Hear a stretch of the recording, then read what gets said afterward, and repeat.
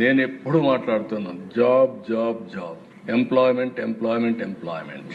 ఈ ప్రభుత్వం వస్తానే మెగా డిఎస్సి పెడతా అన్నాం. ఒక్క సంవత్సరంలో మెగా డిఎస్సి పెట్టి ఉద్యోగాలు ఇచ్చాం.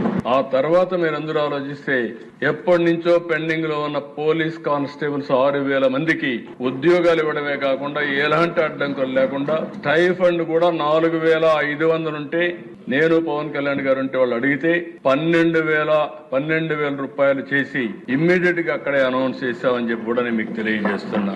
ఈరోజు దిశ ఎప్పుడైనా సరే నిన్న కూడా చూస్తున్నా, కొంతమంది ఉద్యోగాలు రాలేదంటారు. అదే వ్యక్తి మళ్ళీ నువ్వు ఎట్లా ఈ ల్యాండ్ ఇచ్చావంటాడు. ల్యాండ్ ఇవ్వకూడదు, ఇన్సెంటివ్స్ ఇవ్వకూడదు, ఉద్యోగాలు రావాలి. ఈ రోజు వీళ్ళ ఉద్దేశం ఏంటంటే అధ్యక్ష, ఉద్యోగం రాకూడదు, అన్ఎంప్లాయ్మెంట్ ఉండాలి, ప్రభుత్వానికి చెడ్డ పేరు రావాలి, తద్వారా వీళ్ళకి రాజకీయ లబ్ధి పొందాలనే ఆలోచన తప్ప ఇంకోటి లేదు.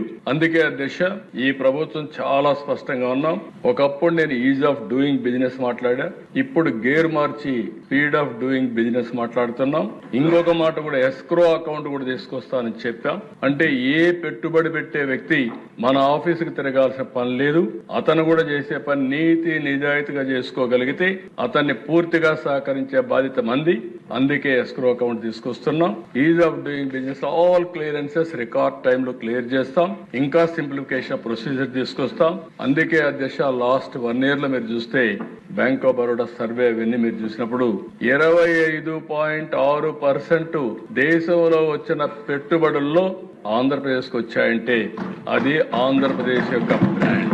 5 ఏళ్ల దిశ 1924 ఇక్కడ ఉండేవాళ్ళు పారిపోయారు. అమర్ రాజా లాంటి కంపెనీ, నాకు ఒక కోర్ కమిట్మెంట్ ఉండే కంపెనీ. రామచంద్ర నాయుడు నాకు ఐడియా ఉంది దిశ, అమెరికా నుంచి వస్తానే చిత్తూరులో పుట్టాం, చిత్తూరులో పెట్టాలి అని తిరుపతి కేంద్రంగా తీసుకుని పెట్టి ఆడనే కార్పొరేట్ ఆఫీస్ పెట్టుకునే పరిస్థితికి వచ్చారు. ఆ 5 ఏళ్లు జరిగినటువంటి అరాచకం చూసిన తర్వాత తప్పు చేసేమేమో, మనం కూడా రిస్క్ మిటిగేషన్కి వెళ్ళాలి అని వేరే రాష్ట్రానికి ఇన్వెస్ట్మెంట్ పెట్టే పరిస్థితికి వచ్చారు అధ్యక్ష.